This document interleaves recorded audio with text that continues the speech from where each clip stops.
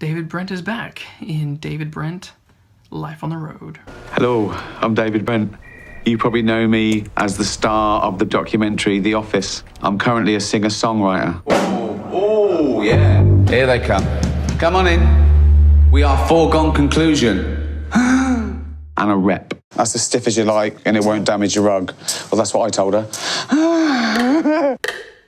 Gervais's character, David Brent, is pretty much the guy who everyone dislikes in The Office. Attention-seeking, needs to be liked, just overbearing kind of character. The flip side is that as much as he is annoying, he is a character who you know deep down just wants to be liked. By default, you then you want to empathize and sympathize with the character. The last time we saw David Brent was in 2003 in the Office Christmas special. That's where we left him off, with the rest of his Office buddies, doing his traveling sales job and, pursuing his rise to famedom. So we pick up with him 13 years later to see if he's achieved any of that. David Brent, Life on the Road is David Brent's last attempt to become a rock star. By day, he is still a traveling salesman selling toiletry products. By night and on weekends, he is still very much, wanting to pursue his rock and roll career with his band called Foregone Conclusion. Life on the Road is all about this final attempt to see if he can actually make it. Can he get signed? I wrote 6 predictions about what I think would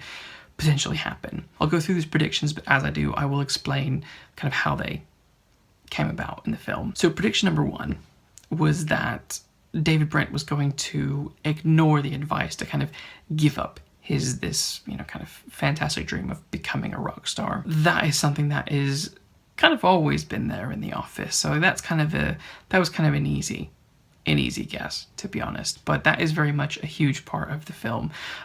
He is just really pushing to want to be this rock star, and even from back in the Office days, he was, kind of having people be like, are you being realistic about this kind of stuff?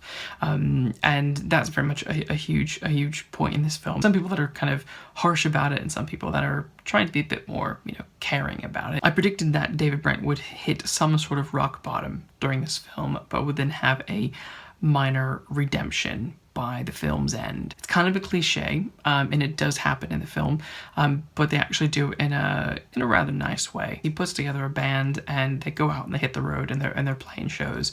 And where David starts to kind of hit this low is he's paying a lot of money to have these experienced musicians play these songs and all this kind of stuff, and they don't interact with him. He feels really excluded and lonely, and just wants to be friends with these people, but they don't really want to be friends with him the entire time. Almost he kind of really hits this bottom, and gives a ring to one of his mates at his day job, and just flat out says, I'm unhappy, I'm depressed, they don't want to be my friends, what am I going to do? And his friend's like, genuinely concerned for him. As things begin to kind of progress towards the end, it's not really progressing towards a happy ending. Eventually some of his bandmates come around and they're like, look mate, it's been a bit of a mental ride doing these concerts with you, but we actually do kind of like you.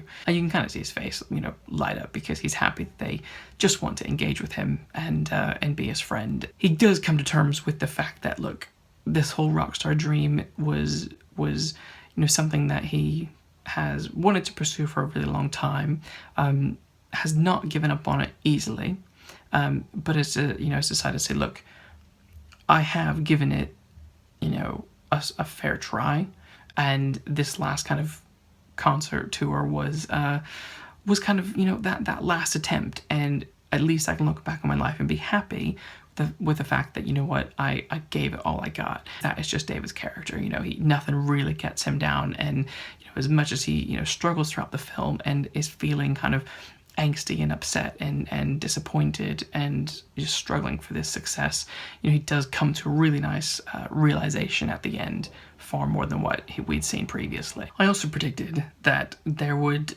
either be a woman that David Brent would be in love with who didn't love him back, or there would be a woman who fancied David, but David was not fully aware of it just because of his own thickness.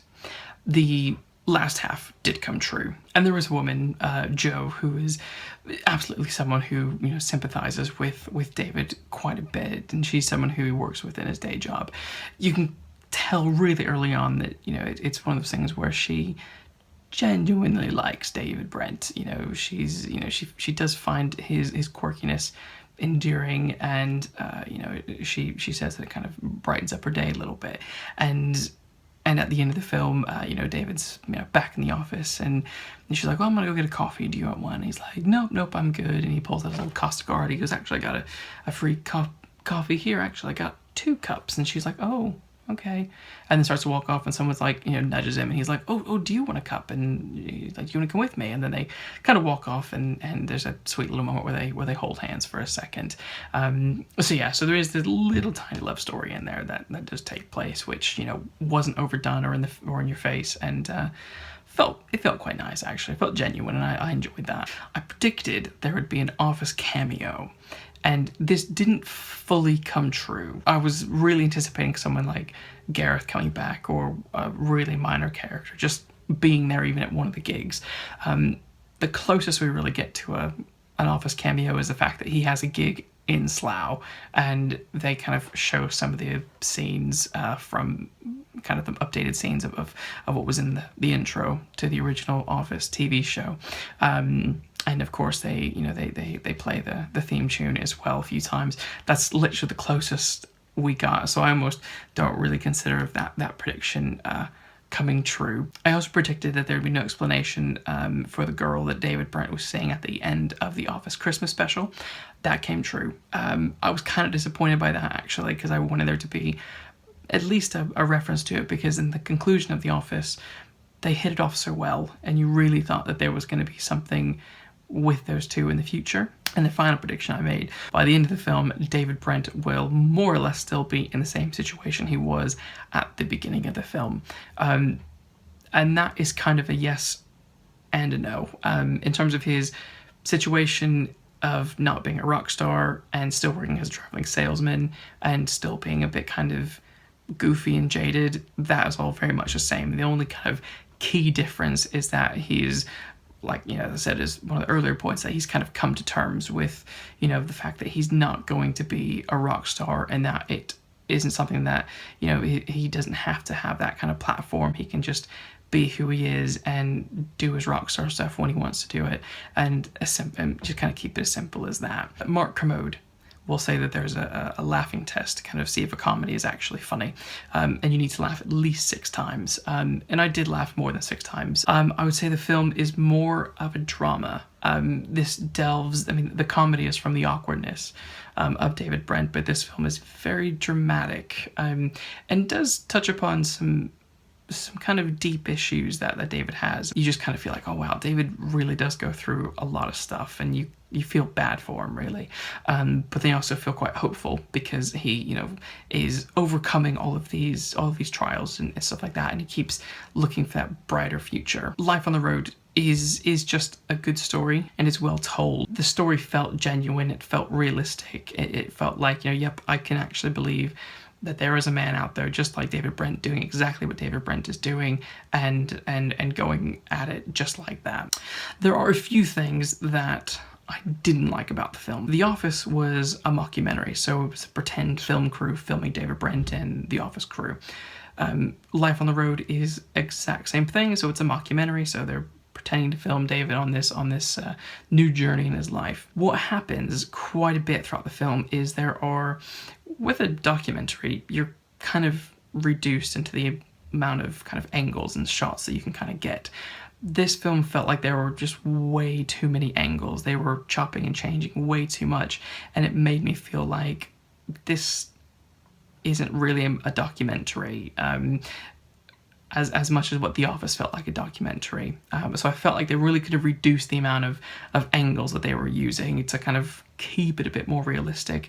There were a number of times they were using kind of wide landscape shots and stuff like that, which I know documentaries can do, and they can use it from stock footage and all that kind of stuff. But there were scenes of kind of actually following them along the road from the air and stuff like that, that just felt more cinematic rather than kind of a documentary.